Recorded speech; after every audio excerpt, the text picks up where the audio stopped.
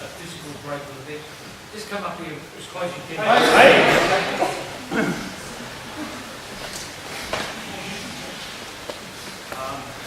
Probably nice and close.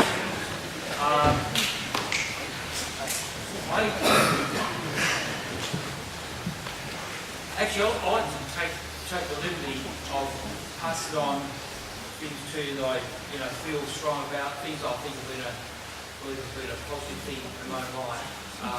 Just want to talk briefly because it is a karate session. I don't want to sort of digress too much into other stuff. I just want to share something that I feel strong about. It's very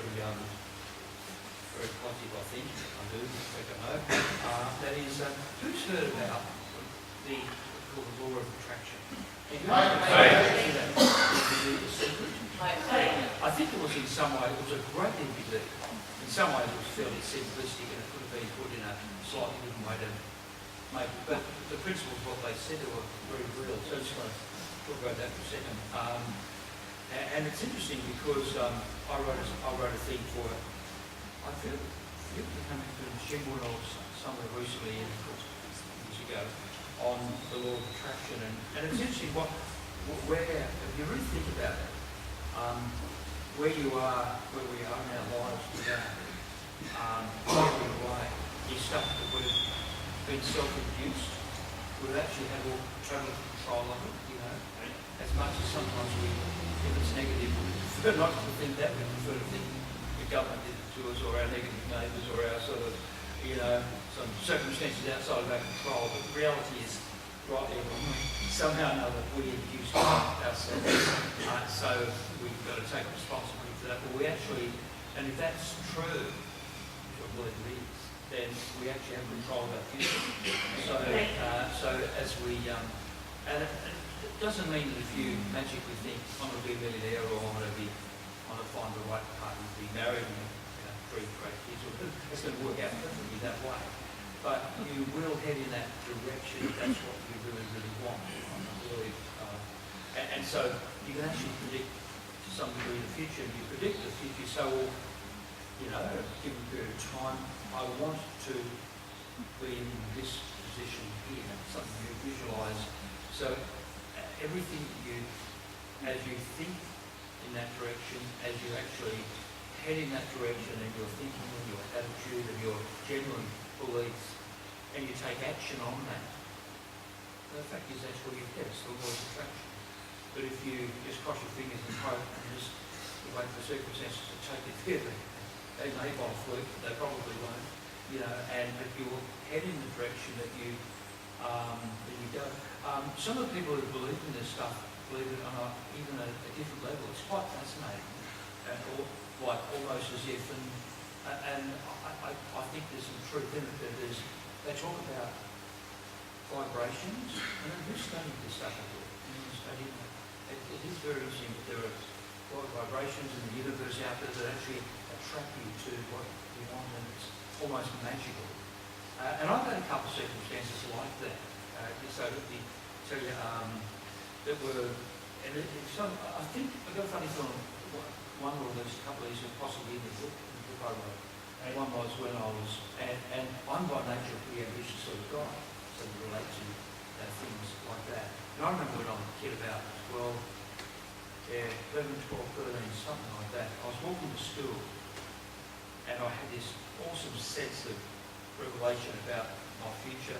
I didn't understand it at all because I'm only a kid, but I was brought up very, sometimes I can't believe, living family, very, very left-wing, sort of screw the boss before he gets you. Sort of mentality, actually. And so I even had a negative feeling towards people who had money, as if they somehow put people off to get their money, which I don't believe is necessarily true, probably very true in this case. But I sort of thought that because I was brought up. And so this idea of success, whatever that meant, was just a foreign feeling. But I felt this there was a sense of I'm going to achieve or be, and as just a little kid, it was like, I want to have a sailing boat, have my dog go out with me on Saturdays to the regatta, and there's some rich people around the corner who drive the fancy cars and they take the nice holidays. Sullivan family, who's sort of just a bit more normal financially. One day I might be financially successful, and I might actually be able to even just relax and have a nice lifestyle. I didn't even know it then. How do you have a concept of that when you're 12 or 13 years old? But I had this sense of something would happen to me in a big way. And that sort of thing actually happened. Happily, even before GKR, other business things that were quite successful. The GKR schools were successful. So it sounds weird to talk to you guys about that as if I'm bragging about my life. And I certainly don't mean so. I'm just wanting to share something very personal with you that was real. So GKR allowed my wife and family to have, lifestyle that I wouldn't have otherwise had. So that sort of came true. Another thing that was very interesting, and I'm not into, because essentially, for want of a better way to put it, my philosophy was is Christian, I believe, and I'm a spiritual person. But I did years ago,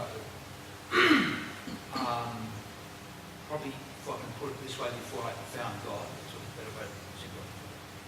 I was at a party, and I was about 19 or 20, and somebody was telling fortunes after, a bit of a party thing, they did sort of really harm or something. There was a girl in this room, and she sort of said, I want in the future, in your 40s, you're going to have a debilitating disease that will kill you or could kill you or diminish your life. And all the time I thought, is that going to happen? I remember when I got married, I told Donna, and I could not get out of my mind. It was terrible. So then I got stomach cancer. And people, was that sort of the law of attraction? Was it something I got into my mind? And so I sort of wonder about that. But the other one was very interesting. So I do believe that you can attract the thing that you focus on most. And it doesn't discriminate. If you focus on the thing that you don't want, will you get that? Which is done, what do you do that? So I was some may have heard the story way back in I think it was 82. And the underground water sprinkler business I had was doing quite well in Adelaide. And, I thought, gee, I wouldn't mind buying a Rolls Royce. So I remember driving past Prestige Motor Car Sales. Rolls Royce used to be owned by a doctor in Adelaide, and he was selling it. And it wasn't incredibly dear, but it was, it wasn't cheap. But I knew I could afford it, the repayments. A silver-coloured silver shadow. 2.5 tons. Smell all that. So I went and sat in this car. Is that still in my book? Somebody's working on it. So I sort of was a serious buy, but then I couldn't raise the finance. And I kept on going to the garden. The sergeant was probably hiding from me. Here comes this Thai kid again, wasting time. And I would go and look at the car. I ended up getting a photo of the same type of car, put it on the wall in home over 10%. And I looked out, I'd love to get this car. I know I can make the repayments, but no finance company would look at me. And I was so obsessed by it, So I set a goal that I think was, look, if I can't raise the money by such and such a day, I think it was like 5 o'clock on Friday night in a month's time, I just probably have to give one of them. But I don't, the facts are probably exactly right, but I approach, 10, 20, 15, 20, 30 financial institutions, and they'll come back and say, no, and then suddenly, about 3 o'clock on that day, I got a contact for the agent for Barclay Finance in England and said, yeah, we'll lend the money. Can you believe it? I raced down the paperwork, got the check, and drove the car home that night before 5 o'clock, because I'd set that goal. It's funny, isn't it, how these things work out?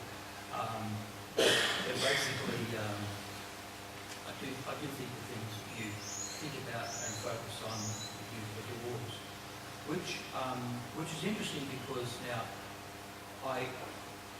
so when you think of this, some people may disagree with what I'm saying, but if you do, it's fine, I understand. But I think sometimes it's